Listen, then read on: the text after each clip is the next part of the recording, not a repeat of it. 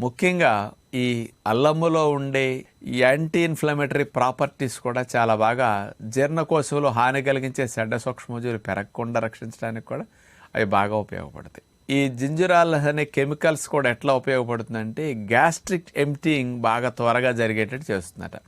ఆహార పదార్థాలు త్వరగా జీర్ణమై త్వరగా పొట్ట నుంచి ఖాళీ అవడానికి, గ్యాస్ట్రిక్ ఎంప్టీయింగ్ చేయటానికి ఈ అల్లములో ఉండే కెమికల్ కాంపౌండ్స్ స్పెషల్గా ఉపయోగపడతాయి. తద్వారా ఏమవుతుందంటే పొట్టల ఆహార పదార్థాలు పొలవకుండా కిందకు త్వరగా జరిగి వెళ్తాయి అన్నమాట. గ్యాస్ట్రిక్ ఎంప్టీయింగ్ స్పీడ్గా ఉండటం వల్ల పొట్ట బ్లోటింగ్ రావటం కానీ, భుక్తాయాసం కానీ, త్రేన్పులు కానీ, గ్యాసెస్ ఇట్లాంటివన్నీ బాగా తగ్గుతాయి అన్నమాట.